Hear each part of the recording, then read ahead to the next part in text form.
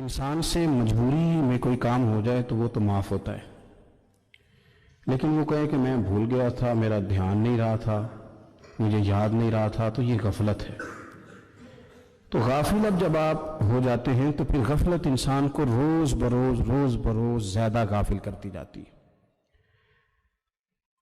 مال کماتے کماتے مقصد مال نہیں بنانا، دولت حاصل کرتے کرتے محبت دولت کی نہیں دل میں پیدا کرنی۔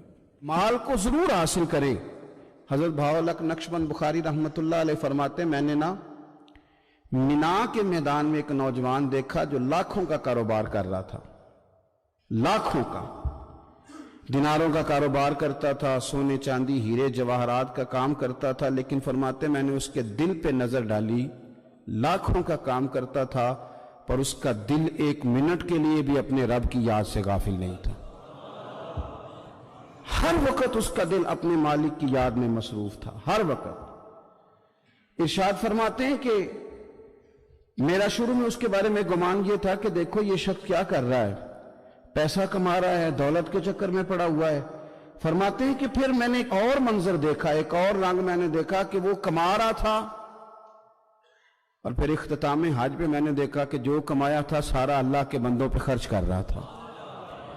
آپ اور میں، ہم نے دیکھنا صرف یہ ہے کہ کہیں ایسا تو نہیں ہے کہ دولت میں الجھ گئے۔ عزیز بھائی، حضرت ویس کرنی رضی اللہ تعالیٰ عنہ کی ملاقات ہو گئی حضرت حرم بن حیان کے ساتھ، یہ بھی تابعی ہیں۔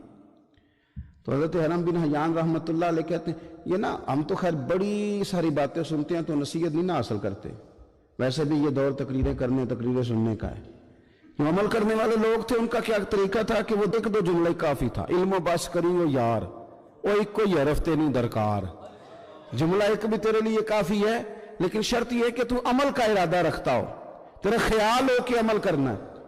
وہ لوگ نا مختصر سی باتیں کرتے، مختصر سی نصیحتیں کرتے، لیکن وہ عکس جلدی کرتے، اس میں سے اپنے لیے خیر جلدی تلاش کرتے۔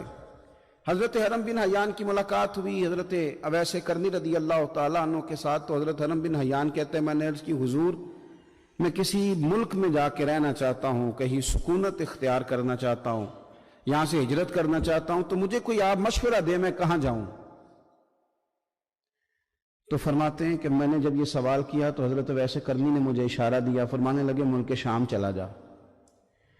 کہتے میں نے اگلا سوال کیا حضور وہاں جا کے کاروبار کیا کروں گا، رہوں گا کیسے، کھاؤں گا کہاں سے؟ تو فرماتے ہیں حضرت ویس کرنی نے رومال اٹھایا، کندھے پہ رکھا اور چلنے لگے۔ میں نے کہا حضور آپ نے سوال کا جواب ہی نہیں دیا۔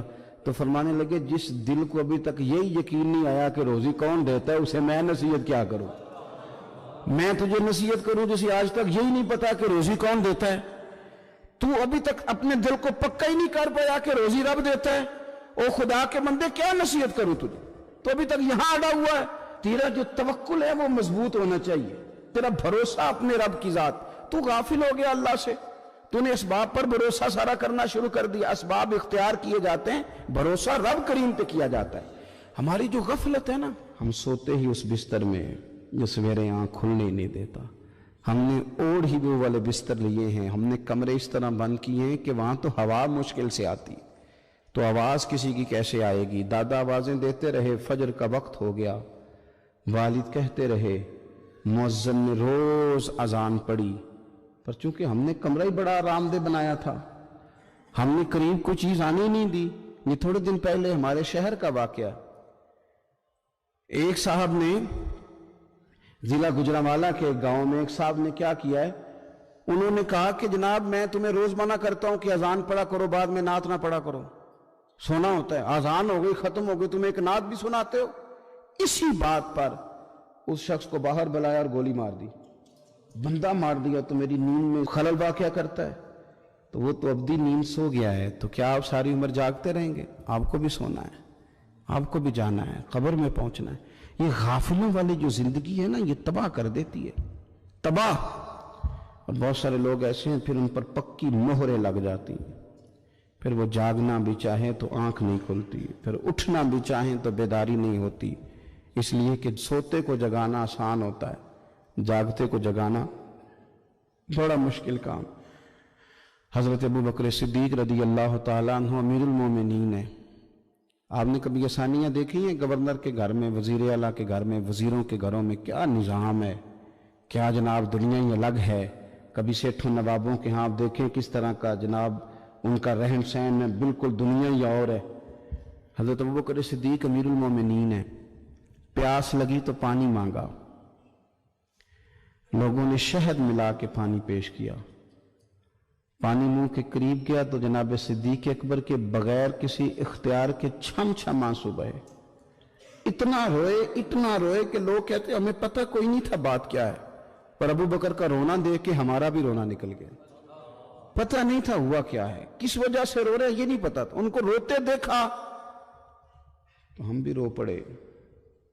دیر تک وہ آہیں لیتے رہے، سسکیاں بھرتے رہے، آنسو بہاتے رہے، تڑپتے رہے، لوٹ پوٹ ہوتے رہے، عجیب کیفیت ہم نے دیکھی۔ بڑی دیر کے بعد وہ سنبھلے، عرض کی امیر المومنین ہمیں بتلائیے اتنے آنسو۔ جناب صدیق اکبر رضی اللہ تعالیٰ عنہ فرمانے لگے میں ایک دن حضور کی بارگاہ میں حاضر تھا تو نبی کریم علیہ السلام کسی چیز کو فرما رہے تھے، ہٹ جا مجھ سے، دور ہو جا مجھ سے، دور ہو جا مجھ سے، دور ہو جا۔ تو فرماتے ہیں میں نے بعد میں عرض کی حضور آپ کس چیز کو ہٹا رہے تھے؟ تو حضور فرمانے لگے میرے پاس دنیا آئی تھی تو میں نے اسے کہا تو مجھ سے دور ہو جا، میرے قریب نہ، دور ہو جا۔ تو حضور فرماتے ہیں وہ مجھ سے چلی گئی پر جاتی دفعہ کہہ گئی ہے کہ حضور آپ نے تو مجھے اپنے سے دور کر دیا پر آپ کے بعد والے مجھ سے بچ نہیں سکیں گے، وہ مجھے قبول کر لیں گے، وہ مجھے بڑی بڑی سیف الماریوں میں جگہ دیں گے، وہ تجوریوں میں بھر لیں گے، وہ مجھے رکھ لیں گے، پسند کر لیں گے۔ حضور نے فرمایا تو ہٹ جا۔ حضرت صدیق اکبر فرمانے لگے میں پانی مانگتا ہوں، مجھے شہد دیتے ہو، مجھے دنیا دار نہ کر دینا، مجھے اس آسانی میں مبتلا نہ کر دینا، مجھے ڈر لگتا ہے۔ اپنے آپ کو تھوڑا سا لگائیں، تھوڑی سی ہمت کریں۔ اسلام تو ہمیں تازہ ہی بڑا کرتا ہے، کہتا ہے تیری آنکھ کھل گیا نا تو ذرا وضو تو کر اٹھ کے، کیوں؟ تاکہ تیری غفلت ختم ہو۔ فجر کی نماز پڑھی تھی، ناشتہ کیا تھا، کام کار پہ گئے تھے، بس لگا تھا کام سے دل لگنے تو زور کی اذان ہو گئی، کہا تو واپس آ جا، غافل نہ ہو جانا، آ جا تھوڑی نماز پڑھ جا۔ تو پھر یہ آیا تھا، نماز اس نے پڑھی تھی، اب یہ واپس گیا تھا تو شام ہونے لگی تھی، شام ہوتے ذرا بندے کا وجود تھکنے لگتا ہے، تو طبیعت اس کی تھکنے لگی تو اسے کہا نہیں کہیں تجھے تیرا وجود ذہن غافل نہ کر دے، آ جا عصر بھی پڑھ جا کے۔ تو یہ واپس گیا تھا کہ وہ پھر غلبہ ہونے لگا تھا اس پر، تو اسے کہا کہ نہیں دن جا رہا ہے، رات آ رہی ہے، اس کے بیچ بھی نماز پڑھ تاکہ دن رات تیری عبادت کے گواہ ہو جائیں، آ جا۔ پھر یہ سونے لگا تو اسے کہا ایسے ہی نہ سو جانا، تو عشاء پڑھ کے سو، کیا ملے گا؟ تو مدینے والے محبوب فرماتے ہیں عشاء جماعت کے ساتھ پڑھ، فجر اٹھ کے جماعت کے ساتھ پڑھنا، رب ساری رات عبادت کرنے کا ثواب عطا کر دے، ساری رات عبادت کا ثواب دے دے۔